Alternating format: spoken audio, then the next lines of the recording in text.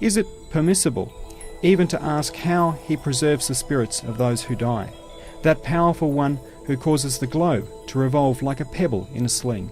Is it permissible even to ask how he will remove this globe from the path of his guests who are travelling to meet him in the hereafter? Again, the one of glorious essence, who from non-being recruits anew and inscribes into his battalions, with the command of be, and behold it is, and with utmost discipline, the troops of all living things, the very particles of all their bodies, and thus creates highly disciplined armies.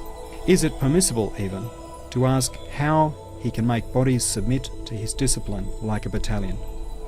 How he can gather together their mutually acquainted fundamental particles and their component members? You can, moreover, behold with your own eyes the numerous designs made by Allah as signs, similes, and indications of resurrection, designs placed by him in every age and epoch of the world, in the alternation of day and night, even in the appearance and disappearance of clouds in the sky. If you imagine yourself to have been living 1,000 years ago, and then compare with each other the two wings of time that are the past and the future, then you will behold similes of the gathering and indications of the resurrection as numerous as the centuries and days.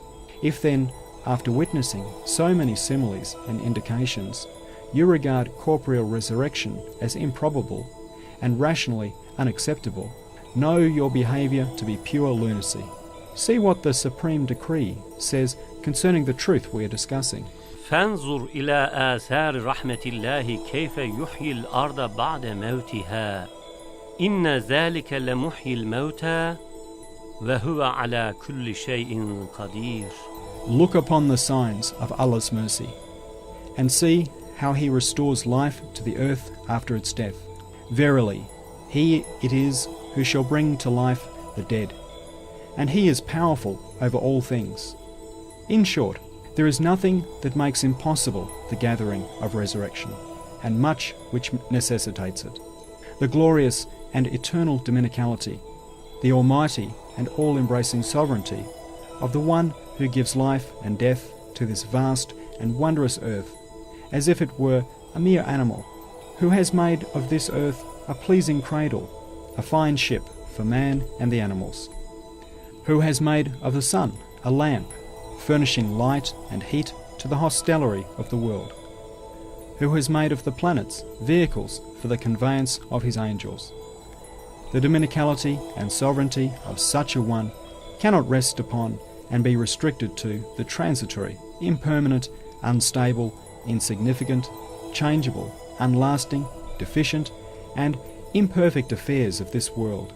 He must therefore have another realm, one worthy of him, permanent, stable, immutable, and glorious. Indeed, he does have another kingdom, and it is for the sake of this that he causes us to labour, and to this that he summons us, all those of illumined spirit who have penetrated from the outer appearances to truth, and have been ennobled with a proximity to the divine presence, all the spiritual poles endowed with luminous hearts, all the possessors of lucent intelligence, all bear witness that he will transfer us to that other kingdom. They inform us unanimously that he has prepared for us their reward and requital, and relate that he is repeatedly giving us firm promises and stern warnings. As for the breaking of a promise, it is baseless and utter humiliation. It cannot in any way be reconciled with the glory of his sanctity. Similarly, failure to fulfill a threat arises either from forgiveness or powerlessness. Now, unbelief is extreme crime and cannot be forgiven. Footnote 29. Unbelief denounces creation for alleged worthlessness and meaninglessness. It is an insult to all of creation, a denial of the manifestation of the divine names in the mirror of beings.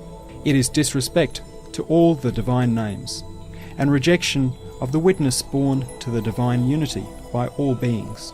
It is a denial of all creation. It corrupts man's potentialities in such a way that they are incapable of reform and unreceptive to good. Unbelief is also an act of utter injustice, a transgression against all of creation and the rights of Allah's names. The preservation of those rights, as well as the unredeemable nature of the unbeliever's soul, make it necessary that unbelief should be unpardonable. The words, "Inna shirka la zulmun azim," to assign partners to Allah is verily a great transgression, expresses this meaning. The absolutely omnipotent one is exempt of and exalted above all powerlessness. Those who bring us their testimony and report, despite all the differences in their methods, temperaments and paths, are totally unanimous and agreed on this basic matter. By their number, they have the authority of unanimity. By their quality, they have the authority of learned consensus. By their rank, each one is a guiding star of mankind, the cherished eye of a people, the object of a nation's veneration. By their importance, each one is an expert and an authority in the matter. In any art or science, 2 experts are preferred to thousands of non-experts, and 2 positive affirmers are preferred to thousands of negators in the transmission of a report. For example, the testimony of 2 men affirming the sighting of the crescent moon at the beginning of Ramadan totally nullifies the negation of thousands of deniers. In short, in the whole world there is no truer report, no firmer claim, no more apparent truth than this. The world is without doubt a field, and the resurrection a threshing floor, a harvest. Paradise and hell are each storehouses for the grain. سبحانك لا علم لنا إلا ما علمتنا إنك أنت العليم الحكيم. Glory be unto you. We have no knowledge save that which you have taught us. Indeed, you are all-knowing, all-wise.